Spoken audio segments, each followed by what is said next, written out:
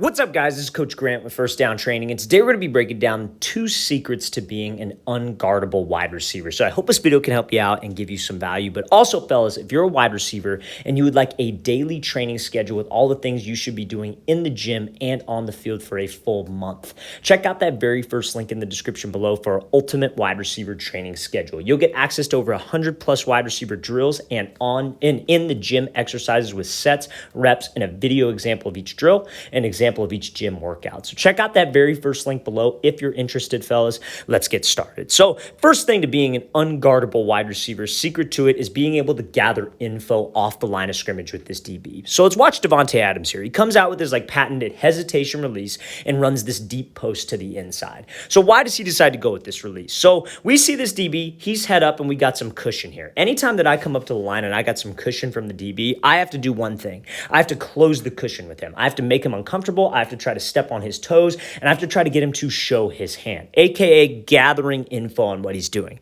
And that's why Adams does this hezzy release. So when he hezzies off the line, he sees that this DB kind of starts to shade to the outside.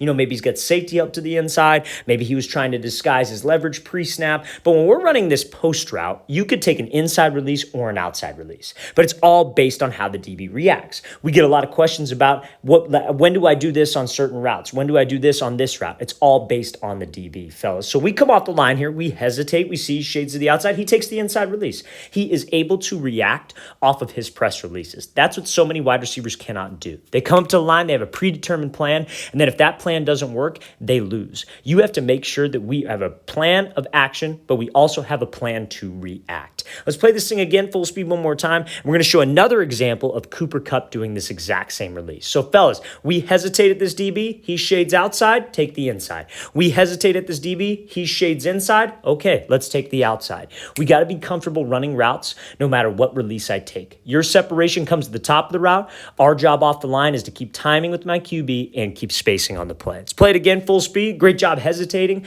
reading how this DB is going to react, and then being able to win over the top on that deep post. So now, this next example here is from Cooper Kupp in college. So he's on the goal line here. We got inside shade man coverage. Now, same idea. What do we have? We have some cushion here. So now, to be unguardable, you have to sometimes do things that are a little bit unconventional, right? So if we got a DB and he's lined up inside shade, right? What is he trying to protect? He's trying to protect the inside. He does not want to let you run a slant. So Cooper Kupp is in a unique situation where he actually has to run a slant right here. That's the route.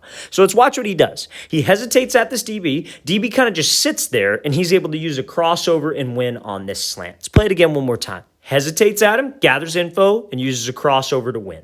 So normally what we would teach when we have this inside shade look is something we call a diamond release. So a diamond release is where maybe you would close the distance with him, then you would take 3 steps to the outside, like trying to self-fade, hoping that this DB will open up his hips and run so we could slip underneath. But, the first part of that is we have to do what? Anytime there's cushion, we have to close the cushion. So this is like that ability to react. So when Cooper Kupp closes the cushion, he sees that this DB's not really keeping his leverage. He's just kind of sitting there, right? He's starting to inch back a little bit. And on the goal line, a DB is not supposed to do that, especially when he's inside shade. So if he's giving us the inside, we might as well take it. If he's going to just backpedal, if he's just going to inch up when I do my hesitation move, when I'm starting to close the space with him, it's an easy release for me to just give a crossover and go. If he's giving me the inside, it's not like I automatically, just because he's inside shade pre-snap, I have to take the diamond release. If I close space and he's giving it to me, let's just take it. An unguardable wide receiver, a wide receiver who runs great routes, does a great job of making their releases look the same, being patient with their releases, and being able to react. Let's play this thing again, full speed one more time. Great job by Cooper Kupp closing the space with him, reacting off the DB, and then winning on that slant.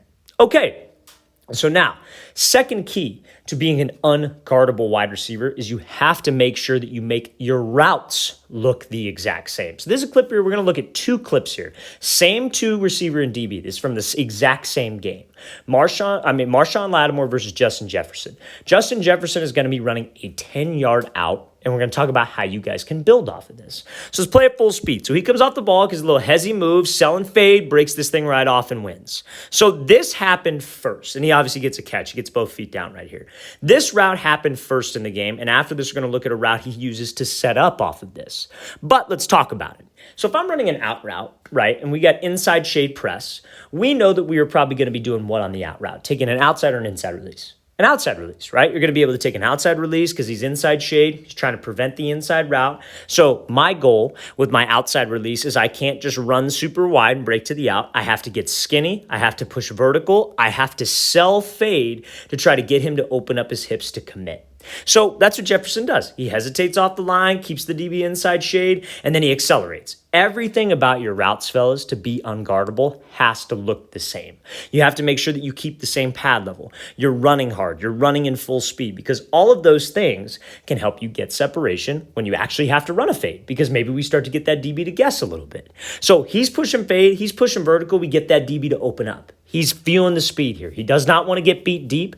No DB wants to get beat deep. In zone, in off man, in press man, a DB does not want to get beat over the top. So that's what we have to threaten him with when I have any kind of underneath route. I have to run hard, run in full stride, and keep a good pad level, like I said before. So what he does here is he's able to cut just right on a dime. Push, fade, cut. Right in stride is able to break this thing off. And you see how overcommitted this DB is to the fade because we sold it. So that's the first part of this. You make all your routes look the same, and at one point, all your routes do look like a fade. So now what can you do when you actually have to run a fade? So let's play this thing full speed, and then we'll show that same example from Jefferson versus Lattimore.